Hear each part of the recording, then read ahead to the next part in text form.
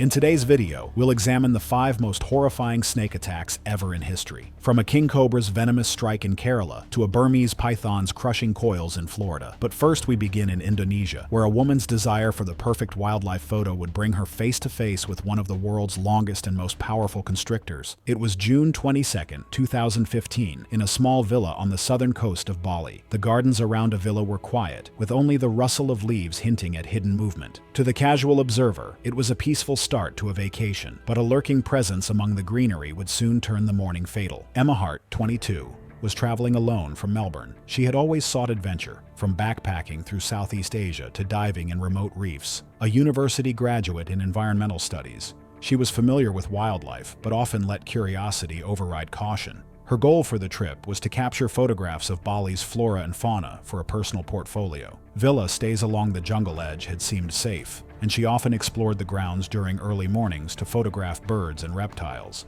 She was meticulous about her equipment and carried a compact camera with a zoom lens, but she frequently approached animals closer than recommended for the sake of a better shot. That morning, she wandered along the villa garden bordering the jungle, checking her camera settings and adjusting her position for ideal lighting. Her familiarity with the area and confidence in her skills led her to underestimate the risk of encountering larger predators that could blend into the undergrowth. At the time, she was roughly 75 feet from the villa's main building, with only the faint outline of a gardener tending distant flower beds, 50 feet away from her position, and partially hidden by a row of hedges. The villa garden sloped slightly toward the dense jungle, with tall grasses and ornamental shrubs providing cover. It was the perfect environment for reticulated pythons, which can grow over 20 feet long and weigh more than 150 pounds. These constrictors are ambush predators, relying on camouflage and sudden, powerful strikes. They coil tightly around their prey, gradually increasing pressure until asphyxiation occurs,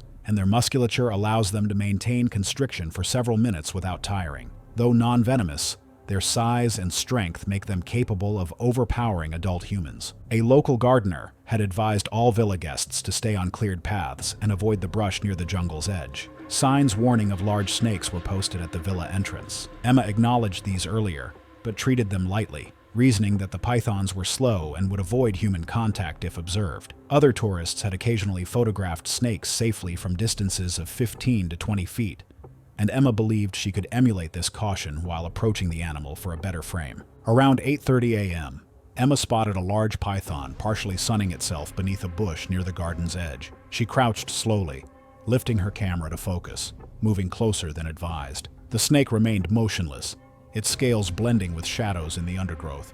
She stepped over a low root, shifting weight, and that movement triggered the predator. The python struck in a sudden blur, coiling around her torso with immediate pressure. The initial wrap lasted several minutes, tightening gradually as Emma instinctively struggled, trying to pry the coils from her shoulders and chest. The gardener, still 50 feet away and blocked partially by tall shrubs, shouted in alarm, but could not reach her quickly. By the time he sprinted toward her, the coils were already locked in, and one man alone could not break them. He grabbed a nearby stick, hacking at the coils as he neared, but the snake's grip had already intensified. Emma's legs kicked against the ground as she gasped for breath, her body twisting, the pressure crushing her chest until wheezes turned into silence. Her arms clawed at the bush, leaving scratches and traces of blood, but her distance from the villa and the slow approach of help meant intervention came too late. By the time additional staff arrived with tools, she was already unresponsive, and the python had slipped back into cover. Emma's body lay partially shielded by the bush, evidence of struggle etched across her arms and torso. Medical personnel called moments later confirmed death by asphyxiation and blunt constriction trauma. The scene, along with the gardener's testimony, showed how the distance from both the villa and human help directly delayed rescue, making a rapid response impossible and illustrating the deadly efficiency of a reticulated python when prey is isolated. The villa staff left the garden quiet for the rest of the day, cordoning off the area where the attack occurred. That evening, locals placed incense near the bush as a gesture of respect, while a few guests gathered briefly in silence before retreating indoors. In Melbourne, news reached her family through private channels rather than broad announcements, and their grief unfolded away from cameras. Instead of press conferences, the response focused on practice. Villa owners remarked the boundaries of cleared paths and added extra staff checks at dawn. However, even as Emma's curiosity in Bali ended in the coils of a predator, in India, a herpetology enthusiast would reach into an enclosure to feed a captive king cobra, unaware that the hooded serpent he admired possessed enough venom to kill 20 men. It was October 11, 2017, in a rural homestay on the outskirts of Wayanad, Kerala. The air carried the earthy scent of recent rain, and the shadows of the dense undergrowth beyond the homestay shifted in the rising sun. The stillness hid a danger, waiting for the moment curiosity would cross a lethal threshold. Arjun Menon, 34, a software analyst from Kochi, had long nurtured a fascination with reptiles, particularly snakes. He had spent years reading herpetology journals and attending workshops, often collecting non-venomous species for his private home vivarium. Friends described him as meticulous, methodical, and passionate about documenting wildlife. The homestay in Wayanad had appealed to him for its proximity to forests and local wildlife centers,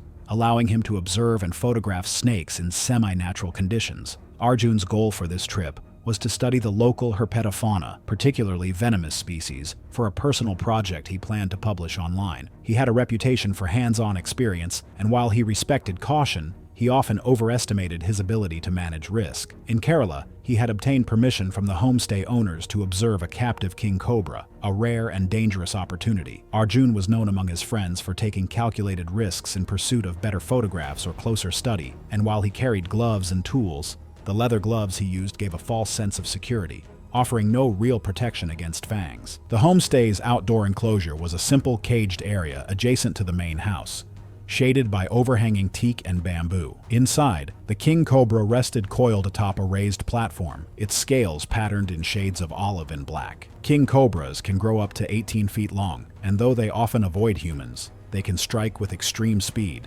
delivering a neurotoxic venom capable of paralyzing the respiratory system within minutes. Their hood display is a warning rather than aggression, but the combination of size, speed, and venom potency makes even experienced handlers vulnerable. Owners of the homestay had cautioned all visitors to observe from a safe distance. Signs indicated that only trained personnel should feed or remove the snake from the enclosure, and anecdotal advice from local forest officials emphasized the danger of direct contact. Arjun acknowledged these warnings but treated them lightly, reasoning that his knowledge of snake behavior and previous experience handling venomous snakes would mitigate risk. He believed he could safely manipulate the cobra for a short photo session, unaware of the rapid escalation that a momentary miscalculation could trigger. At 9:15 a.m., Arjun entered the enclosure, carefully approaching the king cobra with a hooked pole and thick leather gloves. Though he believed them protective, they did nothing to stop a strike. He lifted the snake from its resting coil to adjust its position for a close photograph. The cobra initially remained still, tongue flicking. Arjun adjusted his camera angle, leaning closer, and the snake suddenly reared, spreading its hood in a defensive posture. In the next instant, it struck, sinking its fangs deep into his left hand. The initial bite was quick, but the venom injection was sufficient to trigger systemic effects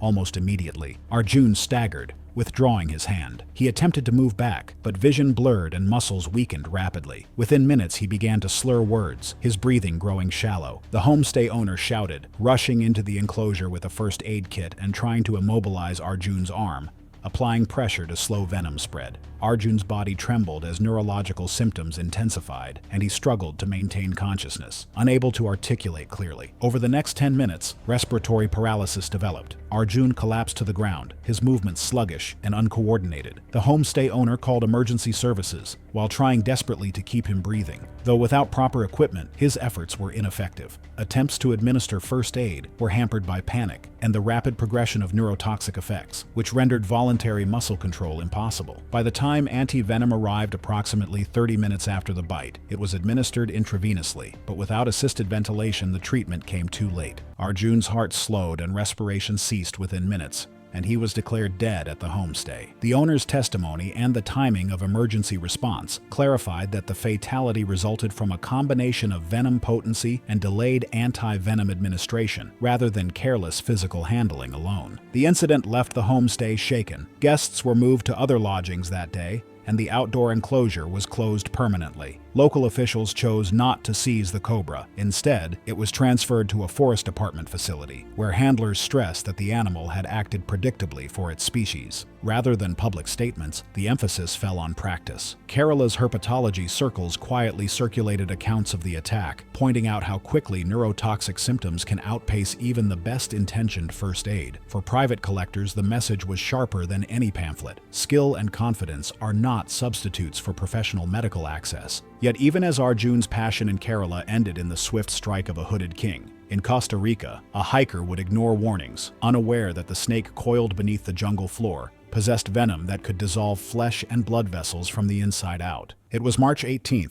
2016, in the rain-drenched rainforest along the Pacuari River in Costa Rica. A quiet tension hung over the jungle, subtle yet tangible, as if the forest itself was waiting for a misstep to disturb its rhythm. Oliver Harper, 27, a British software engineer and avid hiker, had traveled to Costa Rica for a 2-week trekking adventure with a small group of friends. He was meticulous in planning trips, researching trail conditions, flora and fauna, yet had a restless streak that drew him off the beaten path. Friends described him as energetic, confident, and curious about wildlife, sometimes to the point of underestimating hazards. Oliver's goal for this trek was to experience the rainforest intimately, to explore riverbanks and unmarked trails that most guided tours avoided, and to photograph local wildlife, including snakes, frogs, and tropical birds. While conscientious in preparation, Oliver occasionally allowed ambition to outweigh caution. He often carried a compact first aid kit and basic bandages, but his risk assessment relied heavily on experience and instinct rather than strict adherence to safety rules. On this trip, he was determined to capture photographs of wildlife along the river's edge, even if it meant venturing off trail. He had assured his friends that he could navigate dense undergrowth safely, and that encountering venomous snakes was unlikely if he paid attention. Several signs warned hikers of danger. Park rangers had posted notices about recent fertilante sightings near river crossings, and local guides verbally cautioned against stepping off maintained paths. Fer-de-lance snakes, or Bothrops asper, are ambush predators capable of striking up to half their body length in an instant. Adult specimens commonly measure 5 to 6 feet and possess highly cytotoxic and hemotoxic venom, capable of causing severe tissue destruction, internal bleeding, and rapid hypotension. Though generally avoiding humans, they are well camouflaged among leaf litter, making unintentional contact extremely likely during off-trail exploration. The riverbank itself displayed visual cues: scattered shed skins, broken branches, and flattened leaf clusters indicating snake ambush points. Oliver noted these signs but rationalized that careful steps and constant vigilance would allow him to navigate safely. He ventured ahead while his friends paused to rest, moving deliberately, yet confident that he would avoid contact. At approximately 2:45 p.m., Oliver stepped onto a slightly raised mound of wet leaves near the river's edge. Unbeknownst to him, a large adult fer-de-lance lay coiled beneath, tongue flicking and sensing vibrations in the soil. In an instant, the snake struck, sinking its fangs into the lower portion of his right leg. The bite punctured through his hiking sock and drew immediate bleeding. Oliver yelped and staggered backward, the pain sharp and radiating, as a dull numbness began spreading up his calf. His friends ran toward him as he collapsed, attempting to keep him still and apply a firm dressing to the wound, while one of them radioed for park emergency assistance. Within 20 minutes, symptoms escalated: severe hypotension, dizziness, and progressive tissue swelling around the bite site. Skin turned pale and mottled, with bruising spreading along his lower leg. Oliver's pulse weakened, and he struggled to remain conscious. His friends spoke to him continuously to keep him awake and checked his breathing, but the dense rainforest and muddy terrain slowed their progress. Evacuation from the riverbank to a cleared trailhead took approximately 35 minutes, navigating slippery roots, fallen logs, and thick undergrowth. The park's emergency crew arrived as Oliver was being carried on an improvised stretcher. Despite prompt medical attention and the administration of anti-venom, the combined effects of hypovolemic shock, venom-induced tissue destruction, and the delay in reaching advanced care proved fatal. His body went limp before the medical team could stabilize him. Rescuers later noted the rapid progression of systemic failure, consistent with fer-de-lance envenomation in remote settings. His friends, before leaving Costa Rica, returned once to the spot, leaving a small waterproof pouch that held his final photographs. They chose not to bring them back, but to let them remain there, sealed and hidden near the roots where the snake had struck. Back in the UK, his family declined public services. Instead, they circulated his journals and photographs among close relatives, many of whom had never understood the depth of his obsession with wildlife until reading his careful notes. Oliver's adventure in Costa Rica ended in the venom of a hidden serpent. And in South Africa, a local farmer would walk through familiar brush at dusk to check his livestock, unaware that the snake moving in the undergrowth possessed the fastest-acting neurotoxin on the continent. It was September 22, 2018, on the outskirts of a farming community near Limpopo, South Africa. The sun had set, and the fields were dim.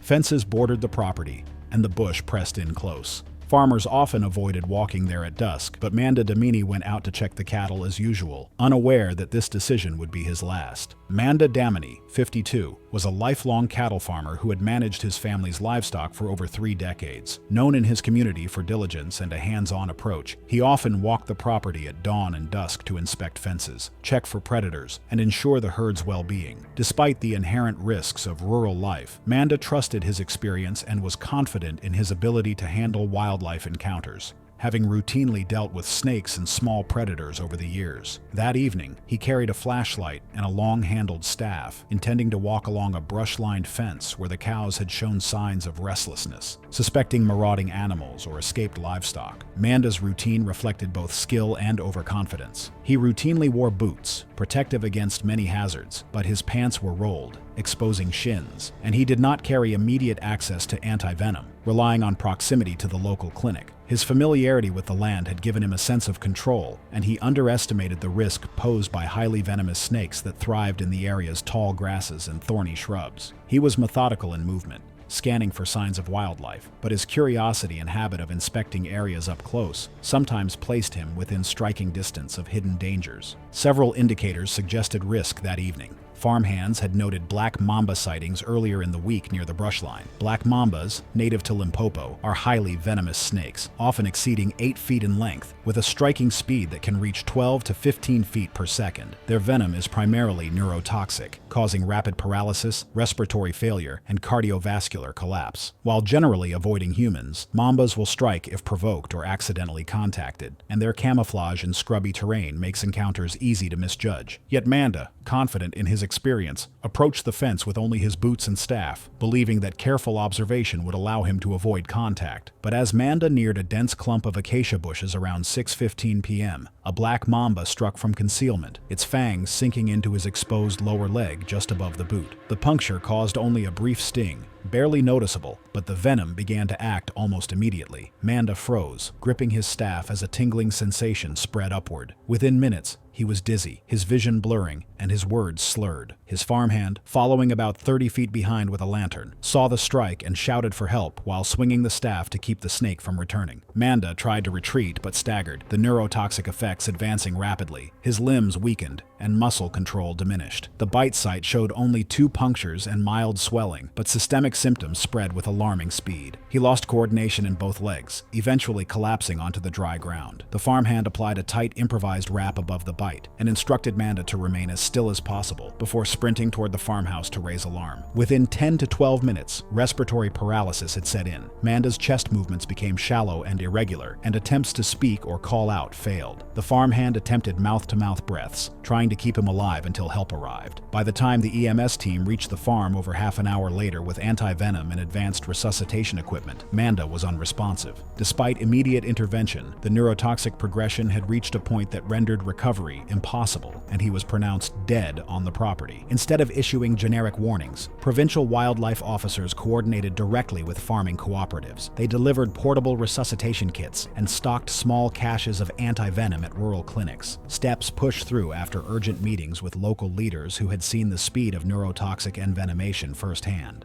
Farmers began organizing informal watch groups to monitor tall grass perimeters at dusk, a practice that quickly spread across neighboring communities. For Manda's family, the loss was measured not in headlines but in daily routine. His wife now walked the fence line at daylight with other relatives. The staff he carried leaned against the farmhouse wall as a silent reminder. The farmer's evening routine in South Africa fell to the lightning-fast neurotoxins of Africa's deadliest snake. Meanwhile, halfway around the world, a middle-aged bird photographer would spot a massive Burmese python coiled in the tall grass near a canal and make the fatal decision to lift it. It was March 14, 2014, in the southern Florida Everglades. The morning was overcast, the air thick with humidity, and the ground soft from recent rain. A man was parked at the end of the dirt track, carrying his camera gear toward the canal. He expected a routine day photographing spoonbills, but before noon, the outing would turn into a fatal encounter that no one present could stop. Mark Hollis, 48, was an experienced amateur wildlife photographer from Miami, known among local birding circles for his meticulous field notes and patience in capturing rare species. He spent weekends exploring private and public wetlands to photograph herons, ibises,